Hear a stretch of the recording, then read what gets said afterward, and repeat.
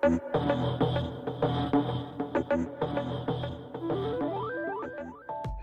José de la Misión Biológica de Galicia y estoy finalizando mi tesis doctoral, ¿vale? Estoy ya en el último tramo. Y mis directores son Rafa y Juan Pedro, aquí presentes. Mi trabajito va un poco enfocado a la variación genética en resistencia en Pinastre, concretamente a la resistencia a la riboría. ¿Sí? En la sesión de ayer hemos observado fundamentalmente cómo los ponentes se enfocaron mayormente en la explicación del patógeno en sí. Yo me voy a centrar más desde el punto de vista de la planta. Y para ello voy a empezar con una primera diapositiva en la que pregunto a qué huelen los bosques. Cuando caminamos por el pinar, el eucaliptal o el robledal, tenemos un aroma particular en cada uno de ellos. Y esto se debe en gran parte por la composición química que presentan estos árboles, que emiten a través de sus hojas. Concretamente, dentro de los pinares, contienen centenares de metabolitos químicos, que se denominan metabolitos secundarios, y que fundamentalmente están compuestos por moléculas tipo terpenos y fenoles, que se pueden observar además cuando se le practica una medida al árbol y observamos las gotitas de resina. ¿Sí? Es un poquito grande. ¿Por qué tienen tantos metabolitos los pinos, además de los árboles en general? Porque al tratarse de especies de vida larga, los metabolitos ejercen funciones que a los árboles les proporciona para interaccionar con su entorno. ¿Qué tipo de funciones tienen los metabolitos? Entre otras muchas. Prevenir efectos de sequía, atraer organismos beneficiosos para ellos, proteger de la radiación ultravioleta, comunicarse entre propios individuos, combatir plagas y enfermedades. ¿Pero qué es lo que sucede? ¿Qué es lo que sucede? Que todos estos factores no actúan solos por separado, sino que actúan en conjunto, afectando a nuestras masas de clima.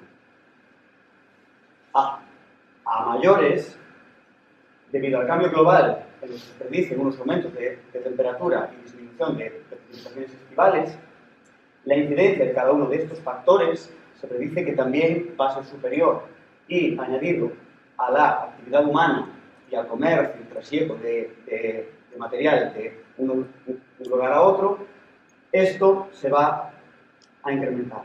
Particularmente en el caso de plagas y enfermedades, que ya de por sí, por un efecto de temperaturas, los bichos van a incrementar lo que es se va a favorecer sus ciclos generacionales, pero a mayores la incidencia negativa de los demás factores hace que la propia incidencia de los insectos o patógenos sea todavía aún mayor.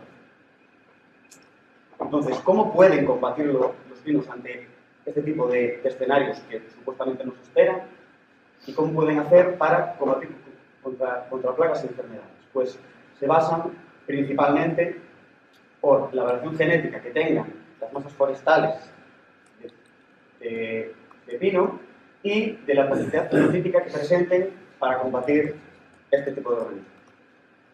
En cuanto a la variación genética, se sabe que los pinos en general presentan variación en sus compuestos químicos a lo largo de los rangos de distribución de las poblaciones. En este caso es la especie Jack Pine en el este de Estados Unidos, y se ve cómo los distintos quimiotipos de la especie se distribuyen de manera de acuerdo a su distribución. ¿Sí? Y lo mismo con los compuestos fenólicos, en los que, en este caso, en las acículas de Pinaster, vemos como distintas procedencias de las landas de Portugal, de Córcega o de Marruecos presentan una distribución característica. Y por otro lado, la plasticidad fenotípica.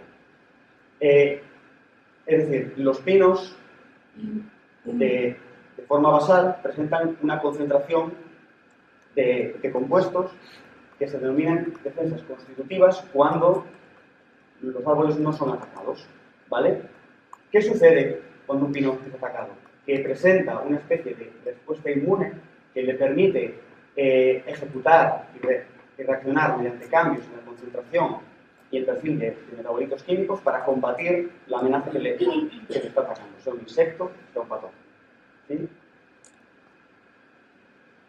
¿Y qué es lo que pasa sobre el conocimiento actual de la variación genética y la plasticidad? ¿Cómo se pueden aunar estas dos cosas? ¿Se ha hecho algún estudio al respecto? Evidentemente sí, pero la explicación de la variación genética en resistencia a nivel de especie, por lo general, y hablo en vinos en particular, está parcialmente evaluada. ¿Por qué? Porque si bien se han hecho estudios en los que se ha evaluado cómo difieren las poblaciones en su resistencia a determinados organismos, esta, por lo general, se ha hecho solamente a nivel constitutivo en las plantas, olvidando un poco cómo pueden responder o cómo es esta respuesta inducida que suele ser la más efectiva para combatir este tipo de organismos. Y en aquellas en las que se han evaluado tanto constitutivas como inducidas, solamente se ha evaluado o bien en familias de una población o bien en un conjunto de poblaciones concretas, sin evaluar todo el rango de distribución de las especies. En el punto número 2, también se ha estudiado el papel que representan los metabolitos en resistencia. Sin embargo, este no es muy conocido porque la mayoría de los estudios se han centrado en ensayos de laboratorio en los que al insecto le han puesto un compuesto en particular dentro, o sea, que puede estar dentro de la mezcla de compuestos de los árboles, ¿sí? En vez de estudiar el conjunto de compuestos que realmente es con el que se enfrenta el bicho en la naturaleza. Y segundo, las concentraciones de estos compuestos se suelen explorar fuera de lo que son el rango natural, o sea, el rango de variación que suelen encontrarse en las especies. Por lo tanto, para tratar de abordar estos huecos, la especie de estudio Spinaster, de que hemos hablado ya muchos de nosotros, y concretamente, gracias a la colaboración de Ricardo Alí y Juan Masada, que están aquí, se ha desarrollado una colección clonal de muchos fenotipos, de los cuales una parte de esa colección se ha replicado clonalmente para obtener una relación de poblaciones y familias de la especie dentro de un rango representativo de su distribución. De esta manera, las poblaciones que hemos estudiado comprenden dos poblaciones francesas, 7 españolas y una de Marruecos. Y cada una de estas poblaciones está compuesta por 5 familias y de las cuales se han obtenido 5 fenotipos que fueron los que se han replicado.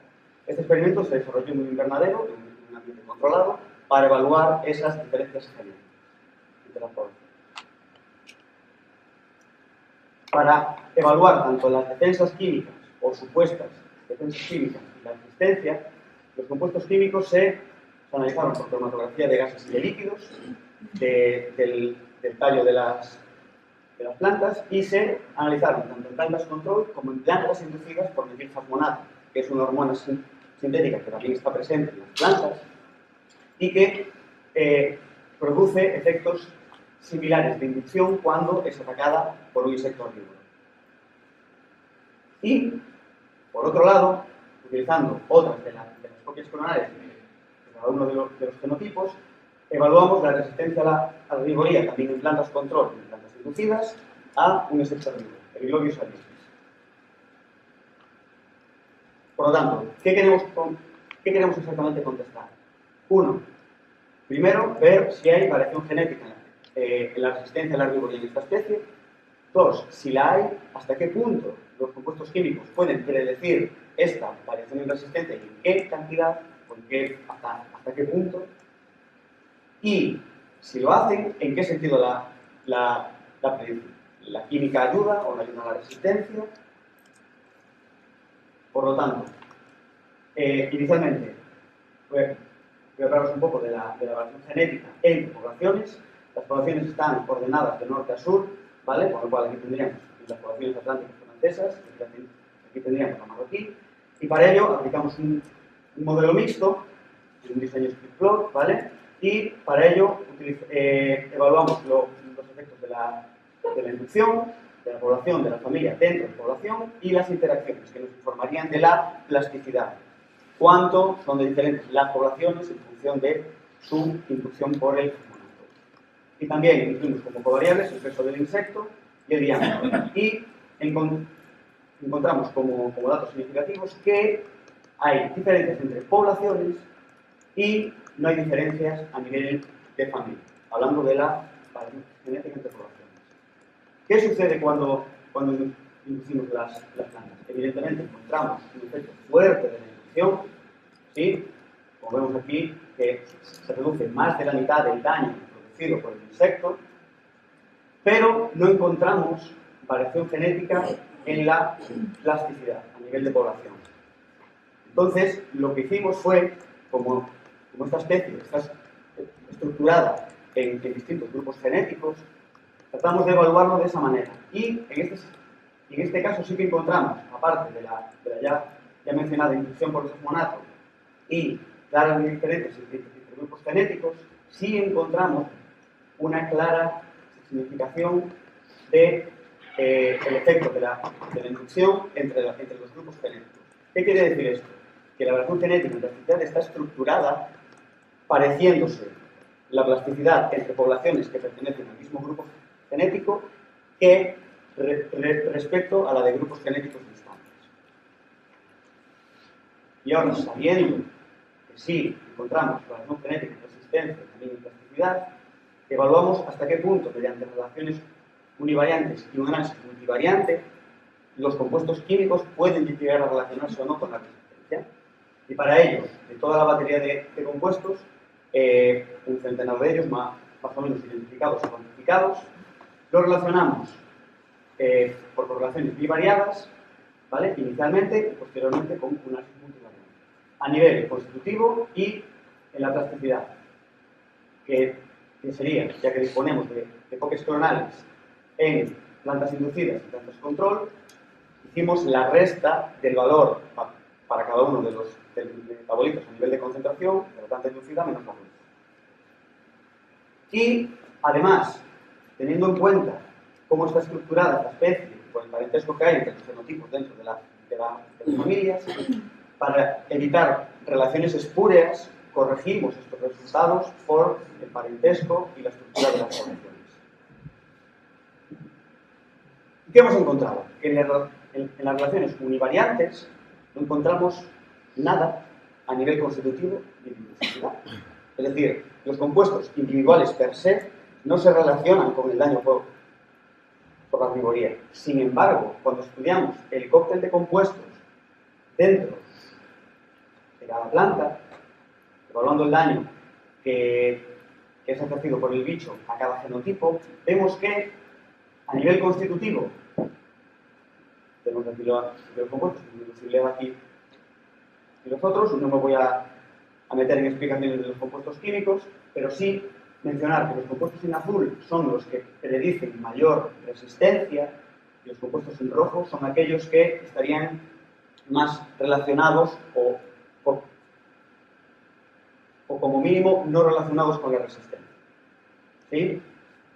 Entonces vemos que a nivel constitutivo la explicación de la variación genética observada en resistencia es de aproximadamente un 80%, el modelo es significativo y vemos cómo la mayor parte de los compuestos no predicen la resistencia. ¿Sí?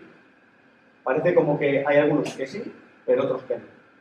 Sin embargo, cuando exploramos la plasticidad, es decir, el incremento o el cambio del perfil de metabolitos en la resistencia, vemos que la mayor parte de los compuestos sí explican la variación en resistencia y la explican aproximadamente el conjunto en casi un 70%. Por lo tanto, ¿qué podemos concluir? Que sí existe variación genética entre, pero no dentro de poblaciones, que hay un fuerte efecto de tratamiento de inducción, que la plasticidad de resistencia está estructurada en base a los grupos genéticos de esta especie y en relación a si los compuestos predicen o no la resistencia, esta sí está explicada en gran parte por una mezcla más que debida a los compuestos individuales per se.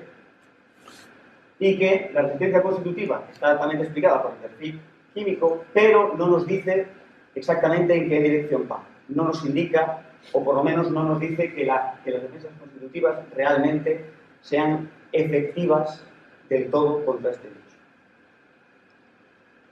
Sin embargo, la inducción por fosfonato, y al explorar la plasticidad fenotípica en los fenotipos, sí que vemos que modifica el perfil y concentración de los metabolitos, que le permite responder de manera eficaz y de forma eficiente, reduciendo la resistencia, viendo lo que vimos anteriormente, una mayor cantidad de compuestos que predicen una reducción en el daño.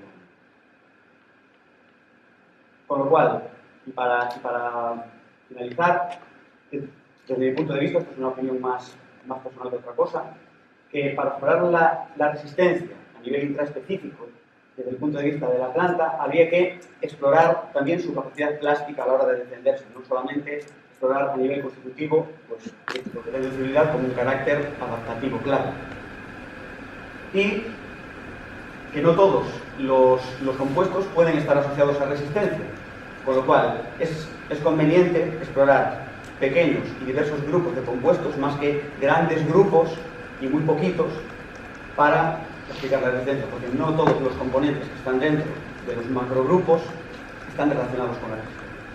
Y por último, en estudios de evaluación tanto dentro de especies como entre especies, es recomendable tener en cuenta la relación o la historia evolutiva que presentan los distintos taxones que están dentro de nuestro sistema de estudio, en este caso Pinasta. Muchas gracias.